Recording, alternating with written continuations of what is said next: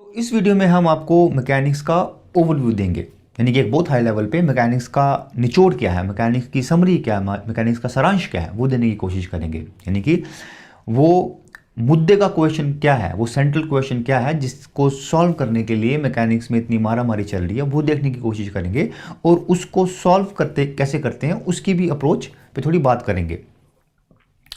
तो जैसे हमने पिछले वीडियो में देखा था कि मैकेनिक्स फिजिक्स की वो ब्रांच है जहां पे हम मोशन के बारे में पढ़ते हैं, राइट। तो मैकेनिक्स के काफ़ी डिफरेंट फ्लेवर्स हैं। जिस फ्लेवर को हम पढ़ेंगे इस प्लेलिस्ट में वो फ्लेवर है क्लासिकल मैकेनिक्स।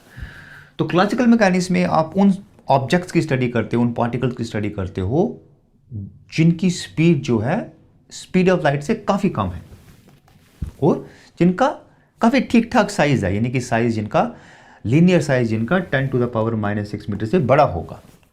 अगर आपको ऐसे पार्टिकल्स या ऑब्जेक्ट की स्टडी करनी है जो स्पीड ऑफ लाइट की रफ्तार से मूव कर रहे हैं तो वो रिलेटिविटी में पढ़ते हो आप।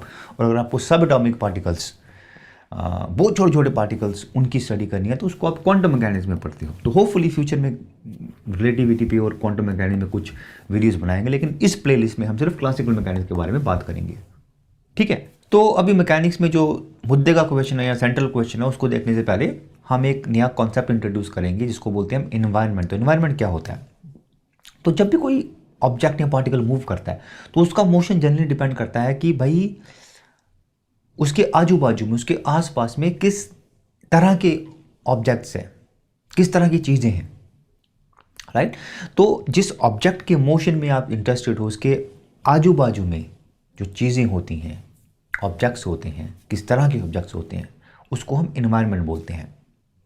फॉर एग्जांपल, अगर आपके पास सिस्टम है जिसमें एक बॉल कोई ज़मीन पे गिर रहा है तो उस केस में मान सकते हो कि जो बॉल होगा वो पार्टिकल होगा और अर्थ, ज़मीन क्या होगी, इन्वायरमेंट होगा।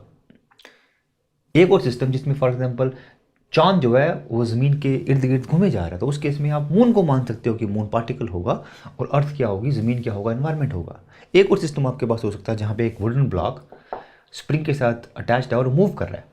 तो इस केस में ये जो ब्लॉक जो है ये पार्टिकल हो सकता है और ये स्प्रिंग और ये जो रफ सरफेस ये आपका इन्वायरमेंट हो सकता है, राइट। एक और केस हो सकता है यहाँ पे जहाँ पे एक इलेक्ट्रॉन एक चार्ज स्फीयर इसकी तरफ मूव कर रहा है तो इस केस में इलेक्ट्रॉन आपका पार्टिकल हो सकता है, ये चार्ज स्फीयर आपका इन्वायरमेंट होगा, राइट। तो जनरली जिस ऑब्जेक्ट के मोशन में आप इंटरेस्टेड हो उसके आजू बाजू के पास पास वाले ऑब्जेक्ट को ही हम इन्वायरमेंट मानते हैं, ठीक है। तो अभी हम देखिए कि मैकेनिक्स में वो सेंट्रल क्वेश्चन क्या है जिसको खोजने की हम कोशिश करते हैं, वो मुद्दे का क्वेश्चन क्या है, वो कौन सा क्वेश्चन है जिसको सॉल्व करने के लिए इतनी मारामारी चल रही है। तो सेंट्रल क्वेश्चन जो हम खोजने की कोशिश करते हैं या फिर आपसे पूछा जाता है वो ये है कि अज्यूम करो एक पार्टिकल है जिसकी कुछ करेक्टरिस्टिक्स आपको पता है, डिपेंडिंग अपॉन किस टाइप का पार्टिकल है। फॉर एग्जांपल आपको उसका मास पता है, या फिर अगर वो चार्ज्ड पार्टिकल है तो शायद उसका चार्ज पता है आपको, या फिर उसका इलेक्ट्रिक डाइपोल मोमेंट पता है, राइट। तो आपके पास एक पार्टिकल है जिसकी कुछ करेक्टरिस्टिक्स आपको पता है। अभी आपने क्या किया, उस पार्टिकल को लाके एक इन्वायरमेंट में रख दिया, एक ऐसे इन्वायरमेंट में जिसके बारे में आपको जानकारी है, जिसके बारे में आपको पता है और आपको इनिशियल वेलोसिटी भी पता है उस पार्टिकल की। फॉर एग्जाम्पल मैंने पत्थर ऐसा पकड़ा हुआ है ज़मीन से थोड़ा दूर, तो अज्यूम करते हैं कि पत्थर का आपको मास पता है। इस केस में आपको इनिशियल वेलोसिटी भी पता होगी क्योंकि पत्थर रेस्ट में है अभी, और इस केस में इन्वायरमेंट क्या है, अर्थ है। तो अज्यूम करो आपको ये इंफॉर्मेशन दी जाए तो मैकेनिक्स में जो सेंट्रल क्वेश्चन होता है, जिस क्वेश्चन की हम खोज करते हैं, जो क्वेश्चन आपसे पूछा जाता है वो ये है कि अगर आपके पास ये इंफॉर्मेशन दी गई है तो इस पार्टिकल का सब्सिक्वेंट मोशन क्या होगा, इसका मोशन बताओ इस पार्टिकल का। फॉर एग्जाम्पल इसकी वेलोसिटी क्या होगी 5 सेकंड के बाद, इसकी पोजीशन क्या होगी 10 सेकंड के बाद, इसको कितना टाइम लगेगा नेक्स्ट पोजीशन में पहुंचने में, and so on. For example इस केस में अगर आपने ऐसे रिलीज किया इस पत्थर को तो 2 सेकंड के बाद कितना डिस्टेंस ट्रेवल किया होगा इसने, 6 सेकंड के बाद इसकी वेलोसिटी कितनी होगी, कितना टाइम लगेगा इसको ग्राउंड को हिट करने में, एंड सो ऑन, राइट। तो अगर आप देखो तो आपको लगेगा यार ये तो बड़ा सिंपल सा क्वेश्चन था, इतना हंगामा क्यों मचा के रखा हुआ है। तो अगर आप देखो तो सिंपल क्वेश्चन नहीं है ये। अगर आप सच में देखो तो क्या बोल रहे हैं हम लोग, बोल रहे हैं कि अगर मेरे पास कोई ऑब्जेक्ट है जिसकी कुछ इनिशियल कंडीशंस मेरे को पता है और मेरे को पता है कि किस इन्वायरमेंट में है, तो मैं प्रिडिक्ट कर सकूं कि 15 साल के बाद या फिर 20 साल के बाद उसकी पोजीशन क्या होगी, वो कितनी तेजी से चल रहा होगा, उसकी स्पीड कितनी होगी, एंड सो ऑन। जो बहुत ही पावरफुल थॉट है, पावरफुल आइडिया है, इतना सिंपल नहीं है। ठीक है, तो अब हमने देखा कि भाई मैकेनिक्स में सेंट्रल क्वेश्चन क्या होता है जिसको आप खोजने की कोशिश कर रहे हो या फिर आपसे पूछा जाता है जो, राइट। तो अगर आप कोई प्रॉब्लम सॉल्व कर रहे हो मैकेनिक्स में या फिर कोई नया कॉन्सेप्ट पढ़ रहे हो, तो घुमा फिरा के मोटे मोटे तौर पे आप यही कुछ करने की कोशिश कर रहे होते हो। आप इजीली देख सकते हो नेक्स्ट टाइम अगर आप कोई प्रॉब्लम को उठाएं। तो रोज़मर्रा की ज़िंदगी में अगर आप देखो तो काफ़ी डिफरेंट टाइप के मोशन आपको देखने को मिल सकते हैं, प्लस डिफरेंट टाइप के इन्वायरमेंट्स होते हैं, जैसे हमने पिछले स्लाइड में देखा था। तो अगर आपको सोचो तो यार कि अगर मेरे को हर एक टाइप के मोशन के लिए, हर एक टाइप के इन्वायरमेंट के लिए अगर ये क्वेश्चन आंसर करना हो तो काफ़ी मुश्किल काम लग सकता है। लेकिन मज़े की बात और थोड़ी हैरान करने वाली बात ये भी है कि न्यूटन अकेले नहीं, एक ही लाइफ टाइम में ऑलमोस्ट सारे इन्वायरमेंट्स के लिए ये प्रॉब्लम सॉल्व कर दी थी उसने। और उससे भी ज़्यादा हैरान करने वाली बात है कि उसने ये पूरी की पूरी प्रॉब्लम खाली 4 लॉस को यूज़ करके ही सॉल्व की थी। 3 लॉस को लॉज ऑफ मोशन बोलते हैं, जिसके बारे में डिटेल में पढ़ेंगे, और एक लॉ ग्रेविटेशन लॉ, जिसके बारे में भी इस प्लेलिस्ट में पढ़ेंगे। तो सिर्फ 4 लॉस को यूज़ करके उसने मोशन की प्रॉब्लम को ऑलमोस्ट सॉल्व कर दिया था, अकेले नहीं, एक ही लाइफ टाइम में है।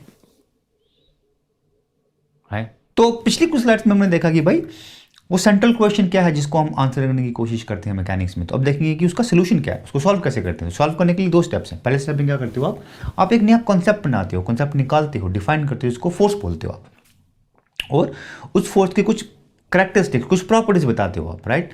और ये जो प्रॉपर्टीज हम बताएंगे ये लॉज ऑफ मोशन भी हैं, जिनके बारे में डिटेल में हम डिफरेंट वीडियोज में बात करेंगे, राइट।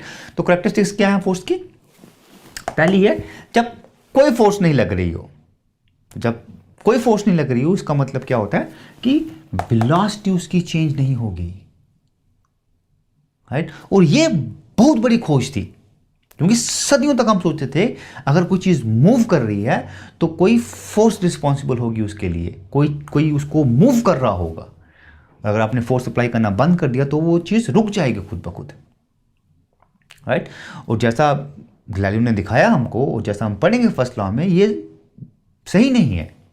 ये कोई ज़रूरी नहीं है कि अगर कोई ऑब्जेक्ट मूव कर रहा है तो उसके लिए फोर्स हमेशा रिस्पॉन्सिबल हो, क्योंकि यूनिफॉर्म वेलोसिटी जो होती है, यानी कि कांस्टेंट वेलोसिटी स्ट्रेट लाइन में, वो भी ऑब्जेक्ट्स का नेचुरल स्टेट है, प्राकृतिक स्टेट है, कुदरती स्टेट है, जैसे रेस्ट होता है। तो अगर कोई ऑब्जेक्ट यूनिफॉर्म वेलोसिटी से मूव कर रहा है तो कोई ज़रूरी नहीं है कि उस पर फोर्स एक्ट कर रही होगी, क्योंकि वो भी ऑब्जेक्ट का नेचुरल स्टेट है, राइट। और ये जैसे मैंने पहले बोला, ये बहुत बड़ी खोज थी, क्योंकि जब तक अपने को ये पता नहीं लगा था, हम लोग दर बदर घूमे जा रहे थे मोशन को अंडरस्टैंड करने में, लेकिन अपने को समझ में नहीं आ रहा था क्या चल रहा है, राइट। जब अपने को ये चीज़ पता लग गई, ये सब चीज़ समझ में आ गई, तब जैसे हमारे दरवाजे खुल गए हों मोशन को समझने के लिए। और उसके बाद हमने बहुत अच्छी तरह से प्रोग्रेस किया मोशन को समझने में, और 50-60 साल के अंदर ही हमने मोशन की प्रॉब्लम को सॉल्व कर दिया, ठीक है। तो ये बहुत इंपॉर्टेंट था। तो अब हमने फर्स्ट करेक्टरिस्टिक के मुताबिक अगर कोई ऑब्जेक्ट किसी वेलोसिटी से चल रहा है तो उसका बिल्कुल मतलब नहीं है कि उस पर फोर्स एक्ट कर रही होगी। तो सवाल ये पैदा होता है कि वो क्या साइन है, वो क्या निशानी है जिसको देख के आप बता सकते हैं कि कोई फोर्स एक्ट कर रहा होगा किसी ऑब्जेक्ट पे। जैसे आप धुआं देखते हो तो आप बिंदास बोल सकते हो कि कहीं पे आग लगी होगी। वो क्या निशानी है, वो क्या साइन है जिसको आप देख के बोल सकते हो कि कहीं पे फोर्स लग रही होगी, राइट। और वही है हमारा सेकंड कैरेक्टरिस्टिक फोर्स का, कि जब फोर्स नॉन जीरो होता है तो क्या होता है। तो जब फोर्स नॉन जीरो होता है तो क्या करता है, वो ऑब्जेक्ट की वेलोसिटी चेंज करता है, राइट। उतना ही नहीं, आप ये भी पता कर सकते हैं कि कितनी वेलोसिटी में चेंज आएगा, ये एक्सप्रेशन यूज करके, F = ma। यहाँ पे F क्या है, फोर्स है, m है मास, a क्या है, एक्सेलरेशन। एक्सेलरेशन कुछ नहीं है बट चेंज इन वेलोसिटी का डरावना नाम है। तो अगर आपको पता है कि मास कितना है किसी ऑब्जेक्ट का और फोर्स कितनी एक्ट कर रही है उस पर, तो आप पता कर सकते हैं कि उसकी वेलोसिटी में कितना चेंज आएगा। अदर वे अराउंड, अगर आपको पता है कि कितनी वेलोसिटी में चेंज आ रहा है किसी गिवन मास के लिए, आप पता कर सकते हैं कि कितनी फोर्स चाहिए रहेगी उसके लिए। और ये आपका सेकंड लॉ भी है जिसको डिटेल में पढ़ेंगे डिफरेंट वीडियो में। तो चेंज इन वेलोसिटी कॉन्सिक्वेंस है फोर्स का, वेलोसिटी नहीं, ठीक है। तो जब भी आप चेंज इन वेलोसिटी देखते हो तो आप बिंदास बोल सकते हो कि भाई उस ऑब्जेक्ट पे फोर्स लग रही होगी, ठीक है। तो अभी थर्ड कैरेक्टरिस्टिक्स ऑफ फोर्स, जो हमारा थर्ड लॉ ऑफ मोशन भी है, वहां पे हम ये जानने की कोशिश करते हैं कि फोर्सेस पैदा कैसे होती हैं, फोर्सेस प्रोड्यूस कैसे होती हैं। तो फोर्सेस प्रोड्यूस होती हैं इंटरेक्शन के कारण। जब ऑब्जेक्ट्स एक दूसरे के साथ इंटरेक्ट करते हैं, फोर्सेस वहां से पैदा होती हैं। तो अगर आप देखो तो ये जो आइडिया है, इसका मतलब काफी हैरान करने वाला है। इसका मतलब ये है कि अगर आपके पास एक ऑब्जेक्ट है जिसको आपने बिल्कुल आइसोलेट कर दिया, बिल्कुल अलग कर दिया है, तो उस पे कभी भी कोई भी फोर्स नहीं लग पाएगी और वो भी कभी भी किसी पे फोर्स अप्लाई नहीं कर पाएगा, जो काफी अजीब है अगर आप सच में सोचो तो फोर्सेस इंटरेक्शन के कारण प्रोड्यूस होती हैं। एक इंपॉर्टेंट बात याद में रखने वाली कि भाई इंटरेक्शन के लिए दो ऑब्जेक्ट्स को टच करना जरूरी नहीं है। फॉर एग्जांपल अर्थ और मून में, दोनों में इंटरेक्शन हो रहा है, दोनों में फोर्स है, लेकिन वो दोनों एक दूसरे के साथ टच नहीं कर रहे, ठीक है। तो ये जो तीन कैरेक्टरिस्टिक्स हमने पढ़ी हैं फोर्सेस की, इनको लॉज ऑफ मोशन भी बोलते हैं, और इन लॉज ऑफ मोशन को सर आइजैक न्यूटन ने डिस्कवर किया था, ठीक है। तो पहले स्टेप में हमने एक नया कॉन्सेप्ट डिफाइन किया फोर्स, और फोर्स की कुछ प्रॉपर्टीज देखी। उनमें से एक प्रॉपर्टी थी जो बोलती थी कि भाई फोर्सेस पैदा होती हैं इंटरेक्शन के कारण, लेकिन हमको अभी भी ये पता नहीं है कि कितनी ज़्यादा फोर्स प्रोड्यूस होगी, फोर्स का मैग्नीट्यूड क्या होगा किसी एक इंटरेक्शन के लिए। और वहीं पे हमारा दूसरा स्टेप काम में आता है। तो दूसरे स्टेप में क्या करते हैं हम लोग, पार्टिकल्स की प्रॉपर्टी के बेस पे, फॉर एग्जांपल मास कितना है या फिर इलेक्ट्रिक चार्ज या कोई और प्रॉपर्टी, उसके बेस पे प्लस किस इन्वायरमेंट में वो है, उसके बेस पे, इन दोनों चीज़ों के बेस पे हम लोग देखते हैं कि भाई कितनी फोर्स प्रोड्यूस हो रही होगी, कितना मैग्नीट्यूड ऑफ फोर्स होगा किसी एक पर्टिकुलर इंटरेक्शन में, और वो हमारे फोर्स लॉ बनते हैं, राइट। अगर आप देखो तो हर एक अगर पार्टिकल का अपना एक यूनिक इंटरेक्शन होता, अपनी ही तरह का इंटरेक्शन होता, तो बहुत मुश्किल होता फोर्स लॉज को बनाना, क्योंकि बिलियंस ऑफ पार्टिकल्स हैं, बिलियन तरीके हैं इंटरेक्ट करने के, राइट। तो बहुत मुश्किल होता, लेकिन नेचर बहुत दयालु है हम पे, बहुत मेहरबान है हम पे। तो सिर्फ 4 टाइप के इंटरेक्शंस पॉसिबल हैं, और इसलिए सिर्फ 4 टाइप के फोर्सेस ही होंगे। और हमने एक डिफरेंट वीडियो में थोड़ा डिटेल में बात किया ये 4 टाइप की इंटरेक्शंस कौन सी होती हैं, 4 टाइप की फोर्सेस कौन सी होती हैं, ठीक है। तो इससे हमारा काम काफी आसान हो जाता है। तो हमारे पास सिर्फ 4 टाइप की फोर्सेस हैं, तो इसलिए फोर्स लॉ निकालना बड़ा आसान हो जाता है, राइट। तो हमारे पास लॉज ऑफ मोशन है प्लस हमारे पास फोर्स लॉ आ गए, तो इन दोनों को जब इकट्ठा करते हैं तो क्या बन जाते हैं, वो लॉ ऑफ मैकेनिक्स बन जाते हैं, और वही हम स्टडी करते हैं मैकेनिक्स में, ठीक है। तो फाइनली हमारे पास अभी सारी इन्फॉर्मेशन है जिसको हम यूज करके जो इनिशियली स्टार्टिंग में हमने जो क्वेश्चन पूछा था उसको आंसर कर सकते हैं।